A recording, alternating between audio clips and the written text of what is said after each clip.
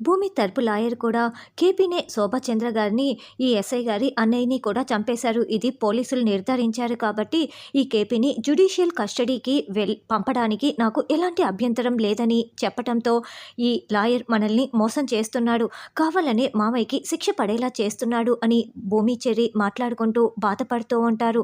ఇప్పుడు ఏం చేయాలి భూమి, ఏమీ అర్థం కావటం లేదు అని చెర్రి అంటాడు. నేను ఏ తప్పు చేయలేదు, నేను చంపలేదు అని కేపీ చెప్తుంటే, చూడండి మీరు నోటి మాట చెప్తే సరిపోదు, సాక్ష్యాలు కావాలి కాబట్టి ఇప్పుడు తీర్పు వెల్లడిస్తూ ఉన్నాము అని జడ్జి గారు మాట్లాడుతూ ఉంటారు. అప్పుడే భూమి, లేదు జడ్జి గారు లేదు, మా మామయ్య ఏ తప్పు చేయలేదు అని అరుస్తూ ఉంటుంది. చూడమ్మా, నేను తీర్పు చెప్పే సమయంలో నువ్వు ఇలా అడ్డుపడితే నీకు కూడా చిన్నపాటి శిక్ష పడుతుంది, ఆ విషయం నీకు తెలుసా? అయినా ఇక్కడ నిజాలు అన్నీ తేలిన తర్వాతే కదా మేము తీర్పుని వెలువరిస్తున్నాము అని జడ్జి గారు చెప్పడంతో, చూడండి జడ్జి గారు, ఇప్పుడు మా అమ్మ శోభాచంద్రన్ చంపిన వాళ్ళకి శిక్ష పడితే నాకన్నా సంతోషించే వాళ్ళు ఇంకెవరూ కూడా ఉండరు అని భూమి అంటుంది. ఎవరమ్మా నువ్వు అసలు అని జడ్జి గారు అనడంతో, మా అమ్మ శోభాచంద్ర అని భూమి చెప్తుంది. ఓ, చనిపోయిన శోభాచంద్ర గారి కూతురు భూమి నువ్వేనా? నువ్వేదైనా చెప్పదలుచుకుంటే బోన్లోకి వచ్చి చెప్పమ్మా అని జడ్జి గారు చెప్తారు. ఇక భూమి బోన్లో నిలబడడంతో, ఇప్పుడు చెప్పమ్మా, ఇప్పుడు మీ మామయ్య గారు ఏ తప్పు చేయలేదని మీ దగ్గర సాక్ష్యాలు ఉన్నాయా అని జడ్జి గారు అనడంతో, నా దగ్గర సాక్ష్యాలు ఉన్నాయి జడ్జి గారు, కానీ అవి ఇప్పుడు నేను కోర్టుకి సమర్పించలేను అని భూమి చెప్తుంది. ఇప్పటికైనా మీకు అర్థమవుతుందా జడ్జి గారు, సాక్ష్యాలు సమర్పించలేనని చెప్తోందంటే ఇదంతా ఒక కట్టుకథ అని లాయర్ అంటాడు. చూడండి లాయర్ గారు, ఇప్పుడు మా మామయ్యే ఈ తప్పు చేశారు, హత్య చేశారని మీరు ఏ సాక్ష్యంతో అరెస్ట్ చేశారు, శిక్ష వేయిస్తున్నారు అని భూమి ప్రశ్నిస్తూ ఉంటుంది. ఇంకేంటి, ఈ రత్నం వాంగ్మూలం ఇచ్చింది కదా అని లాయర్ అంటాడు. ఎవరి దగ్గరో డబ్బులు తీసుకొని మనుషుల్ని హత్య చేసే ఈ రత్నం ఇంకెవరి దగ్గరో డబ్బులు తీసుకొని మా మామయ్యని ఇరికిస్తుందని అనుకోవచ్చు కదా అని భూమి అంటుంది. అంటే ఎవరి దగ్గరో డబ్బులు తీసుకొని మీ మావయ్యని ఇరికించింది ఈ రత్నమని అంటున్నారా? అదేనా మీ ఉద్దేశం అని లాయర్ అడగటంతో, నా ఉద్దేశం కాదు లాయర్ గారు, అదే నిజం. ఇదిగో మా అమ్మని చంపించిన ఈ అపూర్వనే ఇప్పుడు మా మావయ్యని కూడా ఇరికించింది అని భూమి చెప్పగానే, బావా బావా అంటూ అపూర్వ ఏడుస్తూ నటిస్తూ ఉంటుంది. అసలు అపూర్వ గారే మీ అమ్మగారిని చంపారనడానికి మీ దగ్గర సాక్ష్యం ఉందా అని మళ్ళీ లాయర్ అడగటంతో, ఉంది కానీ ఇప్పుడు కోర్టుకు సమర్పించే స్థితిలో లేను అని భూమి చెప్తుంది. ఏంటా సాక్ష్యం అని లాయర్ అంటే, మా అమ్మని అపూర్వ చంపుతున్నప్పుడు ఒక వీడియో రికార్డ్ అయ్యింది, ఆ వీడియో ఇప్పుడు పనిచేయటం లేదు, అది రిపేర్ అవగానే నేను కోర్టుకి సమర్పిస్తాను, నాకు కాస్త సమయం ఇవ్వండి అని భూమి అంటే, జడ్జి గారు, ఈ భూమి అన్ని అబద్ధాలే ఆడుతోంది, ఎవరైనా చంపుతున్నప్పుడు వీడియో రికార్డింగ్ చేసుకుంటారా? కట్టుకథ అల్లి కోర్టు సమయాన్ని కాలక్షేపంగా వృధా చేస్తోంది, కాబట్టి ఈ కృష్ణప్రసాద్ని జ్యుడిషియల్ కస్టడీకి పంపించవలసిందిగా కోరుతున్నాను అని లాయర్ చెప్తాడు. సార్ ప్లీజ్ సార్, మీకు దండం పెట్టి వేడుకుంటున్నాను సార్, నా దగ్గర వీడియో ఉంది సార్, అది రిపేర్ అయిన తర్వాత తప్పకుండా చూపిస్తాను అని భూమి చెప్తుంటే, లేదమ్మా మీ మాటలు ఎలా నమ్మాలని జడ్జి గారు అంటారు. సరే సార్, ఇప్పుడు మా మామయ్య రత్నాన్ని కలిసి డబ్బులు ఇస్తున్నట్లు ఏమైనా సాక్ష్యం ఉందా సార్? కనీసం మా మామయ్య రత్నంకి ఒక ఫోన్ కాల్ చేసినట్లయినా ఆధారం ఉందా అని భూమి ప్రశ్నిస్తూ ఉంటుంది. దానికోసమే కదా మిలాడ్ మనం కృష్ణప్రసాద్ని జ్యుడిషియల్ కస్టడీకి పంపించేది అని లాయర్ అనడంతో, ఇంకా మీరు ఏ కాలంలో ఉన్నారు పీపీ గారు? ఇంత టెక్నాలజీ ఉంటే ఆ అమ్మాయి అడుగుతున్నట్లు కనీసం ఒక ఫోన్ కాల్ని కూడా మీరు చూపించలేకపోతున్నారు, ఇది ఎంతవరకు సమంజసం? అసలు ఒక ఫోన్ కాల్ చూపించలేదు, ఒక సాక్ష్యం చూపించలేదు, వెంటనే జ్యుడిషియల్ కస్టడీకి ఎలా పంపిస్తాం అనుకుంటున్నారు?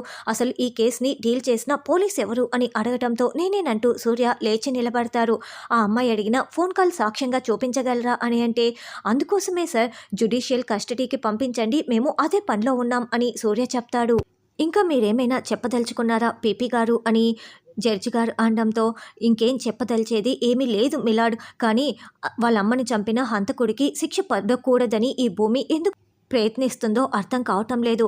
అయినా శోభాచంద్ర గారిని చంపాల్సిన అవసరం అపూర్వకి ఏముంది, లాభం ఏముంది అని పీపీ అడగటంతో, ఎందుకు లేదు సార్, అపూర్వ చిన్నప్పటి నుంచి బావ బావ అంటూ మా నాన్నగారిని ప్రేమిస్తూ తిరుగుతోంది, మా నాన్నేమో మా అమ్మని ప్రేమించి పెళ్లి చేసుకుని ఇంట్లో అడుగుపెట్టింది, అది భరించలేక అపూర్వ మా అమ్మని చంపేసింది, ఇంట్లో మా అమ్మ స్థానంలో అడుగుపెట్టింది. అంతేకాదు ఆ రోజు నుంచి ఈ రోజుటి వరకు మా అమ్మ పేరు మీద ఉన్న ఆస్తి అంతస్తు అన్నింటినీ కూడా అపూర్వే అనుభవిస్తూ వస్తోంది. ఇది రెండో లాభం. ఆ రోజు నుంచి ఈ రోజు వరకు మా మామయ్య ఆ ఇంట్లో ఒక క్లర్క్గా మాత్రమే ఉన్నాడు. లాభం ఎవరికి ఎక్కువగా ఉందో మీరే ఆలోచించండి అని భూమి చెప్తుంది. అవును జడ్జి గారు, అసలు నేను శోభాచంద్ర గారికి అబద్ధం మాత్రమే చెప్పాను. ఆవిడ నన్ను చాలా బాగా చూసుకుంది. నాకు, నా కుటుంబానికి అన్నం పెట్టిన దేవతని నేనెందుకు చంపుతాను? అలాగే ఆ ఎస్పీ గారి వాళ్ళ అన్నయ్యని కూడా నేను చంపలేదు. ఇంతకు మించి నేను ఎలా చెప్పాలో అర్థం కావటం లేదు. ఈ అపూర్వనే శోభాచంద్ర గారిని చంపేసింది. నాకు, నా బిడ్డలకి, అందరికీ కూడా ఈ అపూర్వ అన్యాయం చేస్తోంది అని నమ్మండి జడ్జి గారు అని కేపీ ఏడుస్తూ వేడుకుంటూ ఉంటాడు. చూడండి జడ్జి గారు, నేను ఇంతకు మించి ఇంకేమీ చెప్పలేను. ఆ కెమెరా బాగయ్యే వరకైనా మా మామయ్యకి బెయిల్ ఇప్పించండి. మా మామయ్య ఏ తప్పు చేయలేదు ప్లీజ్ అని భూమి వేడుకుంటూ ఉండటంతో, సరేనమ్మా భూమి, నువ్వు వెళ్ళి కూర్చో, నా నిర్ణయం చెప్తానని జడ్జి గారు చెప్తారు. చూడండి డిఫెన్స్ గారు, మీరు మాట్లాడాల్సిందంతా కూడా ఆ అమ్మాయి చెప్పింది. కేసు టేకప్ చేసే ముందు ప్రిపేర్ అవ్వాలి కదా అని భూమి తరపు లాయర్ని జడ్జి గారు మందలిస్తూ ఉండటంతో, సారీ జడ్జి గారు, ఇంకోసారి ఇలా చేయనని అతను చెప్తాడు. భూమి అడిగిన విధంగా పోలీసులు వాళ్ళు ఏ సాక్ష్యాలను కూడా తీసుకురాలేదు. కాబట్టి వచ్చే గడువు లోపల ఆ సాక్ష్యాలన్నింటినీ తీసుకురావాల్సిందిగా కోరుతున్నాను. అంతేకాకుండా ఈ అపూర్వ, రత్నం ఇద్దరు ఫోన్లో మాట్లాడుకున్నారేమో ఆరా తీసి ఆ సాక్ష్యాలను కూడా కోర్టుకు సమర్పించాలి. సరైన సాక్ష్యాల్ని కోర్టుకు సమర్పించేంత వరకు కృష్ణప్రసాద్కి బెయిల్ మంజూరు చేయటమైనది అని జడ్జి గారు తీర్పు ఇవ్వటంతో భూమి, చెర్రీ, కేపీ చాలా సంతోషంగా చూస్తూ ఉంటారు. మీరా, శారద దండం పెడుతూ ఉంటే అపూర్వ, రత్నం ఇద్దరు ఒకరిని ఒకరు చూసుకొని టెన్షన్ పడుతూ ఉంటారు. అమ్మ భూమి, నీ వల్లే నాకు బెయిల్ వచ్చిందమ్మా అని కేపీ భూమి చేతులు పట్టుకొని కృతజ్ఞతలు తెలుపుకుంటూ శారద, మీరా, చెర్రీలను హక్ చేసుకొని చాలా సంతోషపడుతూ ఉంటారు. మామయ్య, మీరు బయటికి వచ్చారు, నాకు అంతే చాలు మామయ్య అని భూమి ఆనంద బాష్పాల్ని కారుస్తూ ఉంటుంది. ఇక శరత్చంద్ర, అపూర్వ, చెర్రీ, మీరా ఇంటికి రాగానే, అల్లుడు గారు, కేపీకి శిక్ష పడిందా అని గోరెంటాకు అడగటంతో, లేదు బెయిల్ వచ్చింది అని శరత్చంద్ర అంటాడు. మర్డర్ చేసిన వాడికి బెయిల్ ఎలా ఇచ్చారు, శిక్ష కదా వేయాలి అని గోరెంటాకు అడగటంతో, నీకులాగే కండ్లతో చూసిందంతా కూడా అది నిజం కాదు అని జడ్జి గారు నమ్మలేదు కాబట్టే మా నాన్నకి బెయిల్ వచ్చింది అని చెర్రీ గొప్పగా చెప్తూ ఉంటాడు. ఏంట్రా నోరు లేస్తోందని శరత్చంద్ర అరుస్తూ ఉంటాడు. ఏమీ లేదు మావయ్య, గోరెంటాకుకు అర్థమయ్యేలా చెప్తున్నాను అని చెర్రీ అంటే, నోరు ముయ్యరా, అయినా కూడా నాకు ఎలాంటి అనుమానం లేదు. మీ అమ్మే నా శోభాచంద్రని చంపేశాడు. అయినా నా దగ్గర భూమి వచ్చి ఏడ్చి కన్నీళ్లు పెట్టుకున్నట్లే ఆ జడ్జి గారి దగ్గర కూడా ఏడ్చింది. కాబట్టి జాలి, కనికరం చూపించి బెయిల్ ఇచ్చాడు. నా శోభన్ చెప్పింది ముమ్మాటికి ఆ కేపీ గాడే అని శరత్చంద్ర అరుస్తూ ఉంటే, అప్పుడే కొండ మీద నిలబడి కేపీ అపూర్వకి ఫోన్ కాల్ చేస్తూ ఉంటారు. బావా, మీరు మాట్లాడుకుంటూ ఉండండి, మన ఆడిటర్ ఫోన్ చేశాడు, మాట్లాడి వస్తాను అని అపూర్వ పక్కకు వెళ్తుంది. రే చెర్రీగా, ఇంకోసారి నోరు లేచిందనుకో నేనేం చేస్తానో నాకే తెలీదు అని శరత్చంద్ర వార్నింగ్ ఇచ్చి వెళ్తాడు. ఏంటి చెర్రీ, ఇప్పటికైనా అర్థమైందా? అనవసరంగా తలదూర్చావు, తిట్లు తిన్నావు, ఇది నీ పరిస్థితి అని గోరెంటాకు అంటే, నోరు మూసుకొని వెళ్ళు అని చెర్రీ సైగ చేస్తూ ఉంటాడు. వెళ్తున్నాంలే అని గోరెంటాకు వెళ్తుంది. ఏంటమ్మా అని చెర్రీ బాధపడుతూ ఉంటే, రే చెర్రీ, పరిస్థితులు మనకు అనుకూలంగా లేవు కదా, కాస్త ఊరుకో చెర్రీ అని మీరా ఓదారుస్తూ ఉంటుంది.